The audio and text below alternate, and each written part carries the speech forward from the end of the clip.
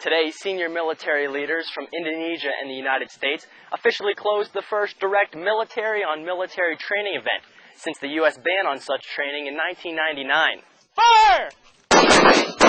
The training conducted in Bandung with the Indonesian Air Force was called a Joint Combined Exchange of Training, often known as a JCET, and routinely familiar with many Pacific military.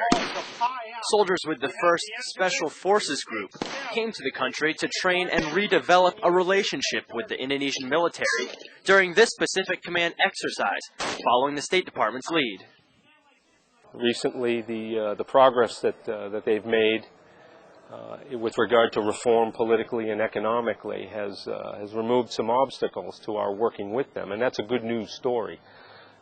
As I said, an important country. It's the 3rd largest democracy in the world. It's the largest Muslim population in the world. And more importantly, it's had a history of being a moderate voice in the Islamic community, Islamic world. So working with Indonesia is absolutely in our best interest. And this JCET has been significant because of that. It marks the first time that we've been able to come back in here.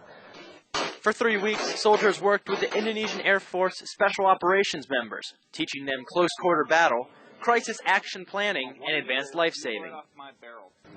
The students are now going through their final exercise.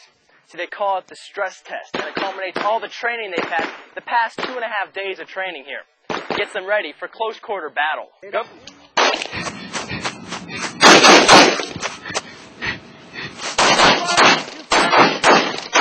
This is definitely a solid relationship that we're establishing with the Indonesians here.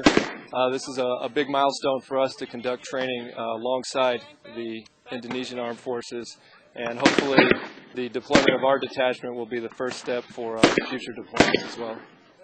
All in all, the training is designed to promote a healthy relationship with the two militaries, as well as increase the capacity of the Indonesian military.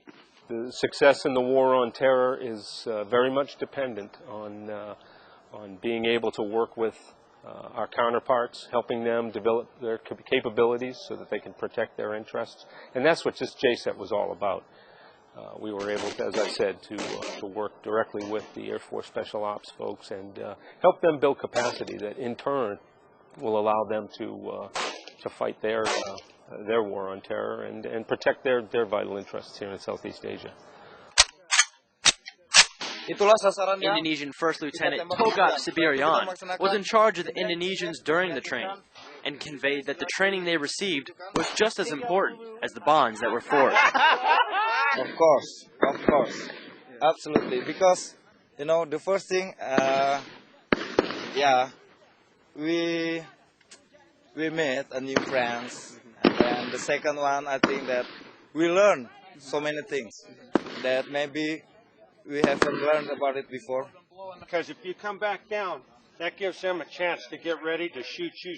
We should thank to God that the relationship between the two countries, Indonesia and America, in the form of education and training, which is one stop, then reopened in 2005. The purpose of this activity is to improve our soldier professionalism, and we are looking forward for having this program again and again next future. This first military-to-military training event with Indonesia will serve as an important stepping stone to strengthen the military ties between Indonesia and the U.S. Corporal Jeremy Vaught, Bandung, Indonesia.